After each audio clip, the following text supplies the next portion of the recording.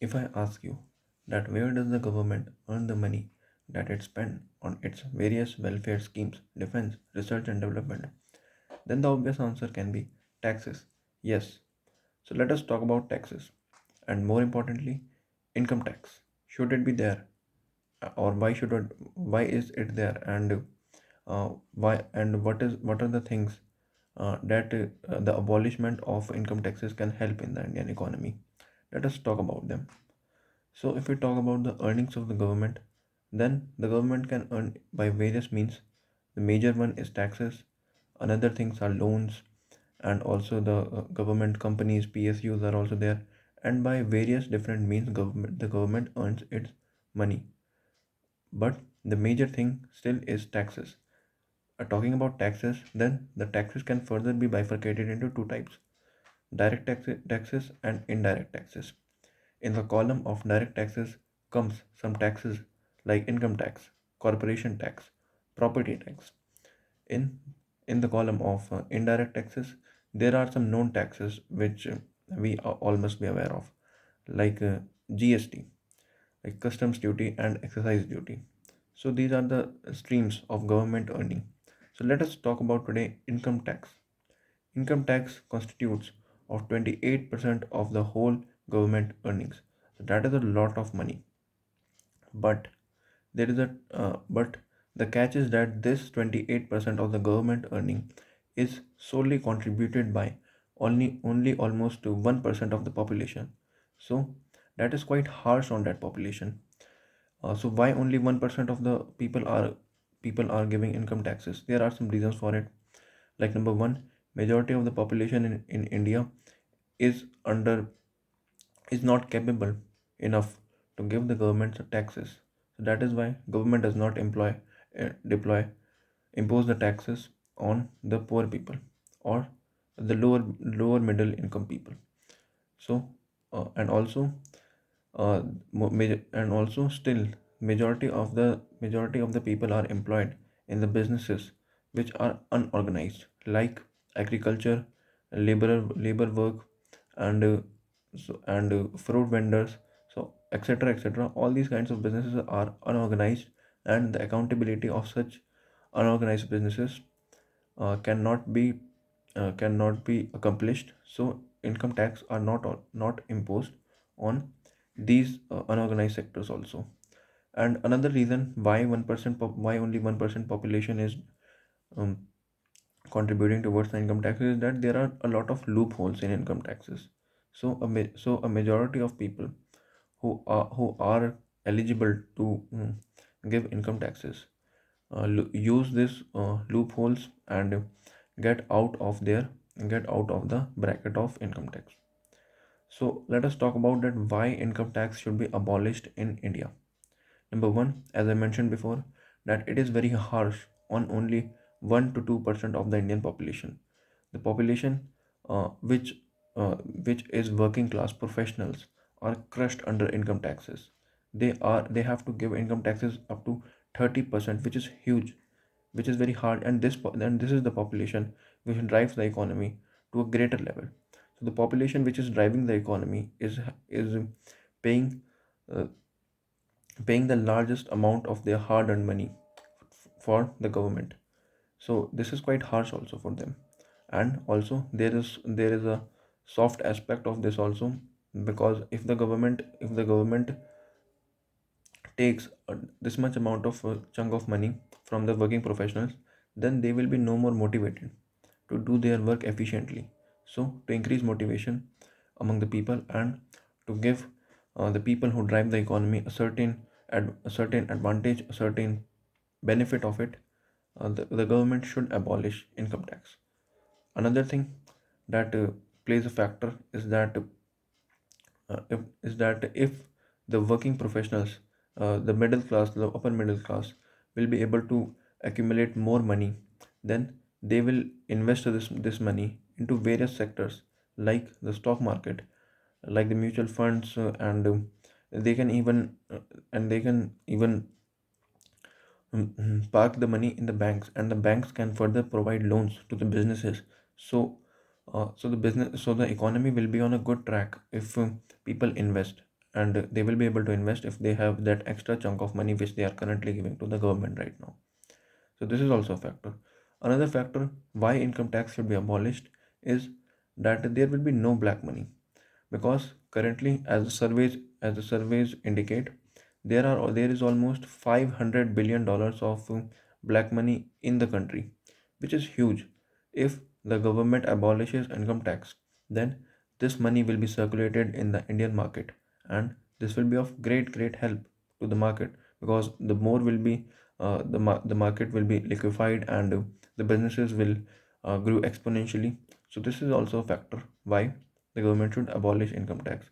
Another thing that we must keep in our mind is that we can take examples from another countries, like in the history we can take the example like the Soviet Union decreased down to its taxes up to 13%. The high limit of the income taxes were 13% in Soviet Union era.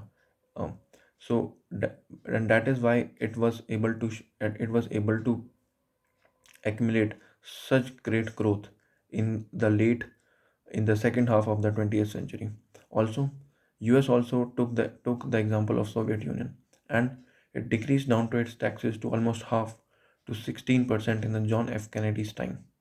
And thereafter, we all are all are aware that how much US grew in the past 7 to 8 decades. So these are examples, and we must learn from them. And their growth has been exponential. And uh, after witnessing these USSR and the USA developments, the countries like Germany, UK, Japan, and Singapore also almost abolished their income taxes, and these are the countries who are the most developed and economically powerful right now. So this clearly indicates that the abolishment, or at least the reduction of income taxes, is suitable for the economic growth.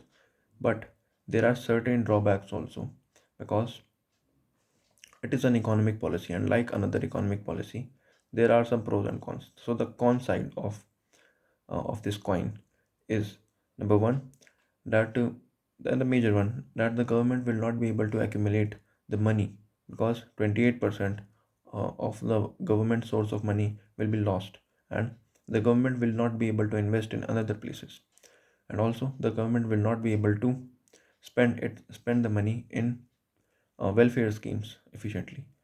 Today, we all are aware that the government spends a lot of money on electricity, LPG subsidiaries, and railways, and also the ration distribution. So the government will not be able to do such things very efficiently. Also, there will be a cut in the government spending on defense, which is still having not enough funds. So the funds will be further cut down, and also the government spending on research and development will also be reduced. So that is also a drawback. Overall, the government spendings will decrease, which is not a good sign for a country like India, which has a lot of requirement, but only a limited amount of funds are present with the government. Another thing is that this is very unjustified comparison with another countries. If we take example of the countries which have no income taxes, then UAE and Qatar, they are the countries in Middle East, and they have no income taxes, but their government have a source of income, which is petroleum, and that is how they are able to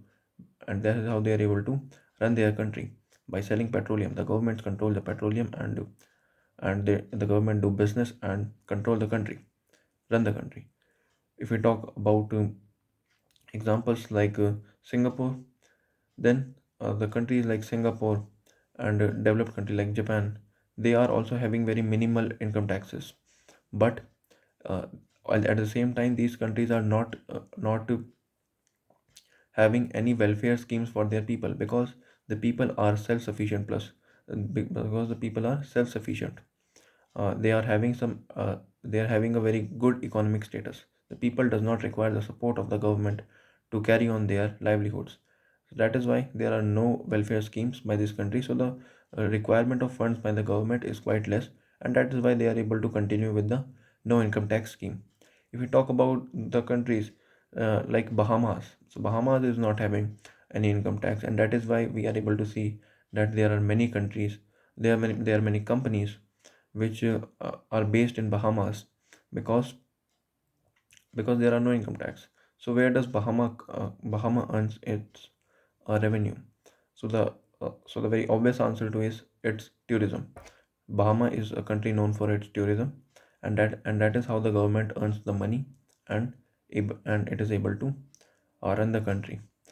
So we saw uh, that the Indian government is not having any kind of edge. Moreover, these were the countries which were having very low population, but India is a country of mass, 130 plus crore population. So that is huge, and to to able to run such a huge country, to able to provide the basic utilities to the people of this country which are majorly poor, the government requires some money. So the comparison with these countries are not justified. And and talking about the another drawback of of abolition of income taxes will be that the corruption will be unaccountable. Today, if the corruption occurs, then there is certain accountability of that where does this money comes from.